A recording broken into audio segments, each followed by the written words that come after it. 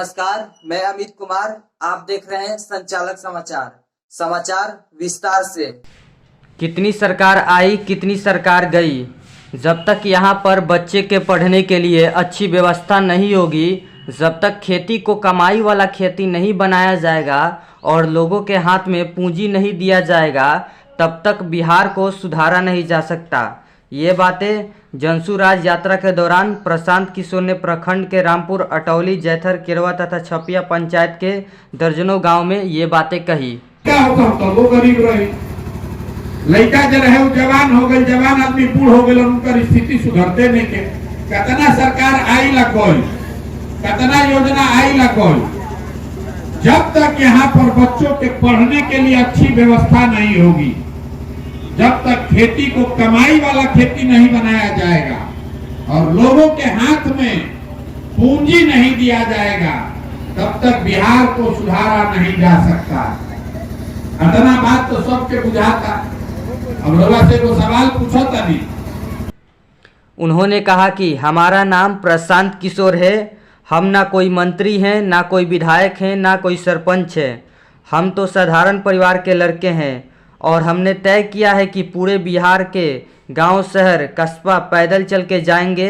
यह देखने का प्रयास करेंगे कि ज़मीन पर क्या समस्या है, लोग किन तकलीफ़ों में जी रहे हैं और उसको सुधारने के लिए क्या कुछ किया जा सकता है। देखिए, हमारा नाम है प्रशांत किशोर।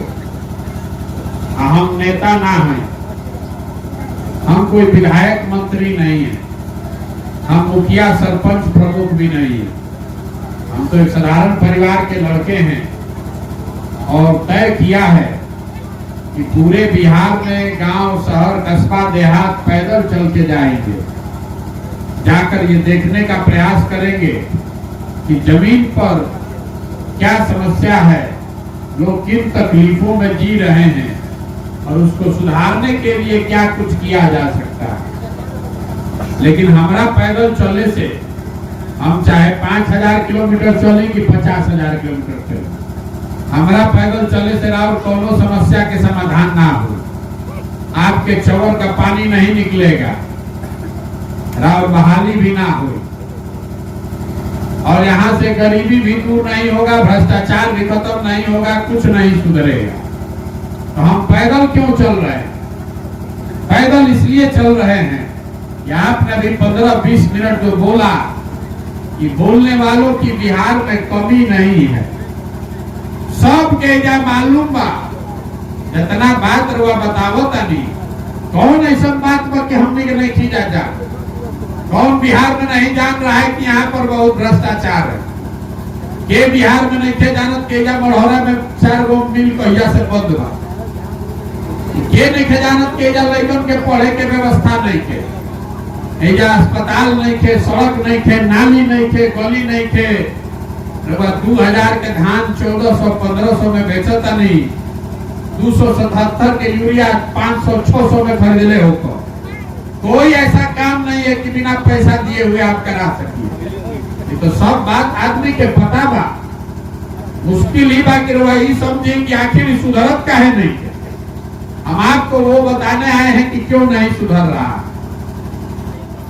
कि पूरा दुनिया में ये बताया गया है कि गरीबी से निकलने का 3 ही रास्ता है। पहला रास्ता है, अगर आपके घर में कोई पढ़ लिख जाएगा, लड़का अगर राउत पढ़ लिख जाई हम, ओकरा नौकरी ओकरी लाग जाए तो वो अपन उन्नति कर सकीला, परिवार के आगे बढ़ा सकीला।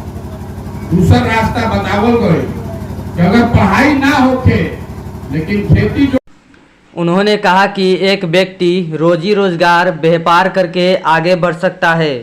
साथ ही उन्होंने ये भी कहा कि पढ़ाई नहीं स्कूल में होता है, ना कॉलेज में होता है, तो जब आपका लड़का पढ़ेगा ही नहीं तो मजदूर नहीं बनेगा, तब क्या बनेगा। ये सारी बातें उन्होंने अपनी इस सभा में कही। होके तो दुकान दौरी करके रोजी रोजगार व्यापार करके आगे बढ़ सकता है। तो पहले इस बात को समझिए कि बिहार में ज्यादातर लोगों के लिए तीनों रास्ता ही बंद है।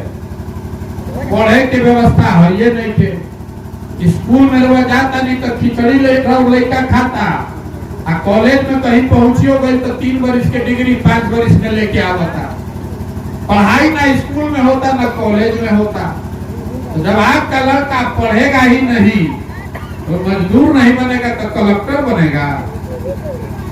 तो पढ़े के व्यवस्था ही जमाना।